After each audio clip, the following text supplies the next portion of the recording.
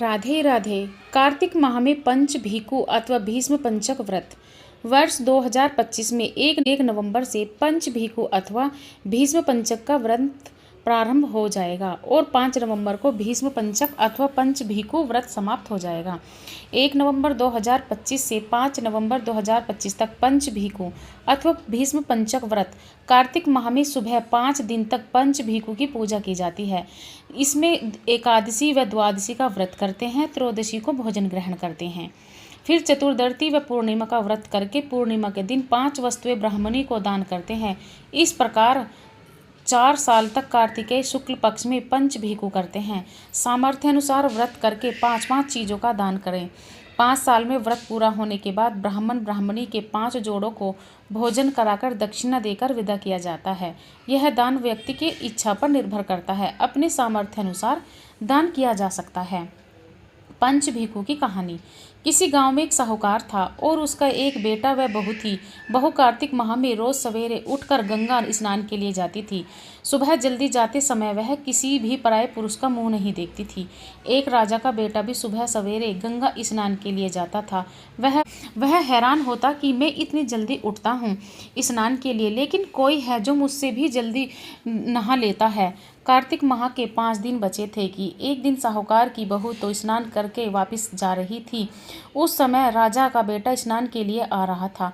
आवाज़ सुनकर वह जल्दी जल्दी जाने लगी, लेकिन जल्दबाजी में उसकी माला मोजड़ी टूट गई। राजा के बेटे ने उसकी माला मोजड़ी उठा ली और सोचने लगा कि जिस स्त्री की यह माला मोजड़ी इतनी सुंदर है, वह स्त्री कितनी सुंदर होगी। उसने पूरे गांव में मुनादी करवा दी कि जिसकी यह माला मोजड़ी है वह 5 रात मेरे पास आएगी। साहूकार के बेटी की बहू ने कहलवा दिया कि मैं 5 रात आऊँगी, लेकिन किसी को साख भरने बैठा देना। राजा के बेटे ने एक तोते को पिंजरे में बंद कर गंगा किनारे पेड़ पर टांग दिया।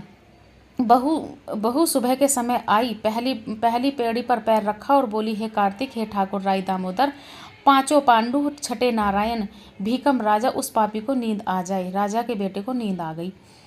बहू नहा धोकर चलने लगी तो तोते से बोली, सुआ सुआ तेरे गल डालूंगी, हीरा मेरी साख भरियो वीरा। सुआ बोला कि कोई वीर भी साख भरता है क्या? वह फिर बोली, सुआ सुआ सुबह तेरे पग घालूंगी नेवर, साख भरियो मेरे देवर। सुआ ने कहा, ठीक है भाभी, मैं तेरी साख रखूंगा। वह तो कहकर चली गई। राजा का बेटा हड़बड़ाकर उठा और सुआ से पूछा, सुआ सुआ वह आई थी, कैसी थी? सुआ बोला, आभा की सी बिजली, होली की सी झील, केले की सी कामनी, गुलाब का सा रंग। अगले दिन राजा के बेटे ने सोचा कि आज मैं अपनी उंगली में चीरा लगाऊंगा, इससे मुझे नींद नहीं आएगी। अगले दिन राजकुमार उंगली चीर कर लेट गया। वह आई और भगवान से उसी तरह प्रार्थना करने लगी कि राजकुमार को फिर नींद आ गई। वह स्नान करके फिर वापस चली गई। सुबह राजकुमार ने तोते से फिर पूछा तो उसने वही सारी बातें दोहरा दी। अब राजकुमार बोला कि मैं आज रात में आंखों में मिर्ची डालकर बैठूंगा। रात में वह मिर्ची डालकर बैठ गया। बहू फिर आई और प्रार्थना की, जिससे उसे फिर नींद आ गई। राजकुमार ने तोते से बहू के आने की बात पूछी। उसने फिर बता दी। राजकुमार अब फिर सोचने लगा कि आज मैं बिना बिस्तरे के ही बैठूंगा और रात को बिना बिस्तरे के बैठ गया। जब वह स्नान करने आई तो उसने फिर से भगवान से प्रार्थना की और राजकुमार को नींद आ गई। जब वह नहाकर जाने लगी तो आंख बंद करके चली गई। राजकुमार जब उठा तो वह जा चुकी थी। राजकुमार फिर सोच में पड़ गया और सोचने लगा कि आज मैं अंगीठी जलाकर बैठूंगा, जिससे नींद नहीं आएगी। फिर वह रात की अंगीठी रखकर बैठ गया। साहूकार की बहू आई और वह भगवान से प्रार्थना करने लगी, अपने 4 रातें तो निकाल ली, अब यह रात और निकाल दो।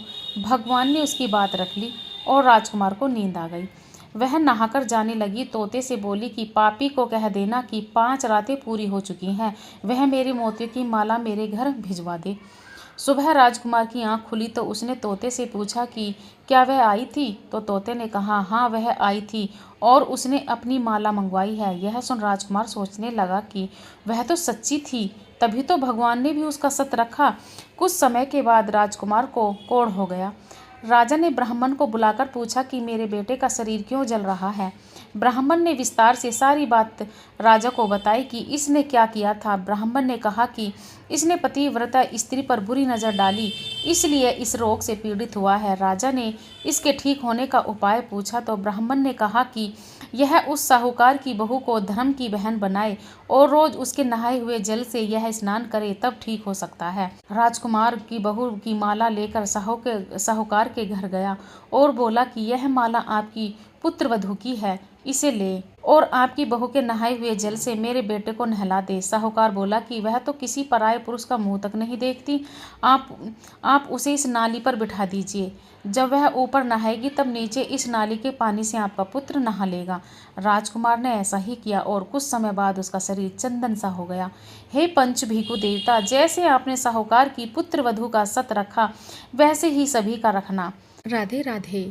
कैसे अब पंच भीखु गीत।